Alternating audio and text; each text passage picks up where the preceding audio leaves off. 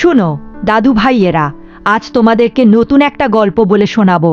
গল্পটি অনেক মজা লাগবে। সেই অনেক দিন আগের কথা। শ্যামবাজারে থাকতো এক বৃদ্ধ লোক, আর সেই লোকটির নাম ছিল গোপাল। আর গোপালের ছিল একটা নাতি। নাতির নাম ছিল রাফি। আর রাফির বাবা মা ছিল না, তার দাদু থাকে, লালন পালন করেছে। আর তাদের ছিল গরিবের সংসার, আর পরিবার অবস্থা অনেক খারাপ ছিল। রাফির দাদা কাঠ কাটতো, সেই কাঠ কেটে বাজারে বিক্রি করত। এভাবে তাদের সংসার চলত। হঠাৎ করে একদিন তার দাদু ভাই অসুস্থ হয়ে পড়ে, তাই তার দাদু ভাই কাঠ কাটতে যেতে পারে না। দাদা ভাই, আজকে আমার শরীরটা বেশি ভালো নেই। শরীরটা কেমন জানি লাগছে। আমি তো কাঠ কাটতে যাইতে পারবো না। আমি না যেতে পারলে সংসার কিভাবে চলবে? দাদা ভাই, তুমি কোনো চিন্তা করো না, আমি যাচ্ছি, তুমি আজকে বিশ্রাম নাও। দাদু ভাই, তোমার যাবার দরকার নেই। ওই জঙ্গলে একটা বাঘ থাকে। বাঘটা অনেক ভয়ানক, এর জন্য তোমাকে যেতে হবে না। দাদু ভাই, বাঘের ভয় কি?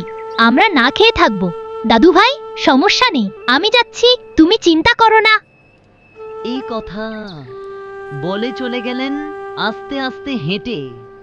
আস্তে আস্তে রাফি জঙ্গলের দিকে চলে যাচ্ছে।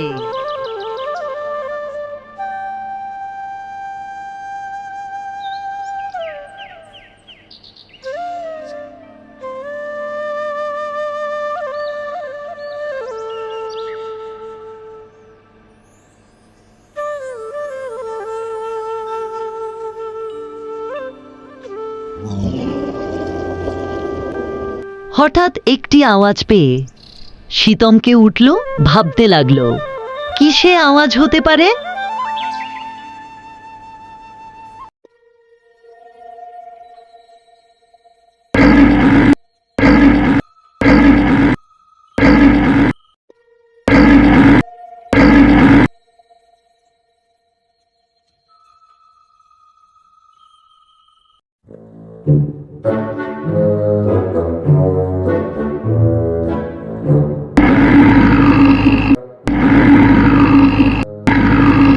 কে তুই?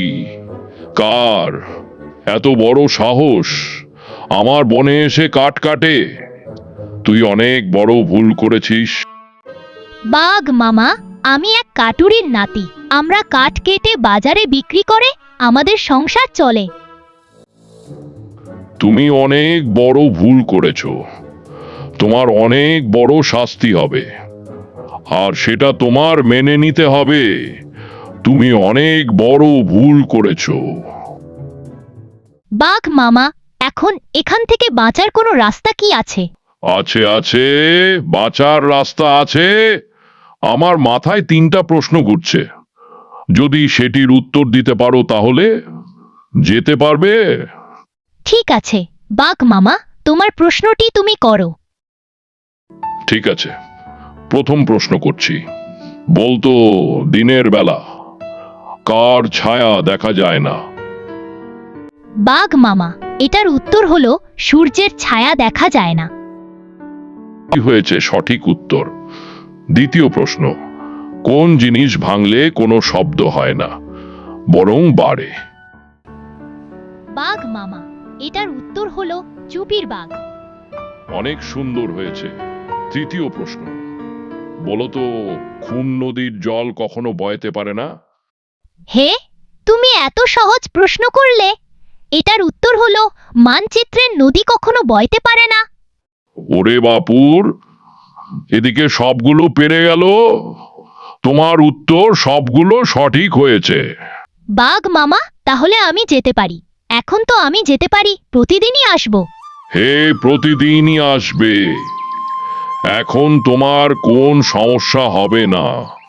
ওকে, চলে যাও। শুনেছ, দাদু ভাইয়েরা বুদ্ধির কাছে সবকিছুই হার মেনে যায়।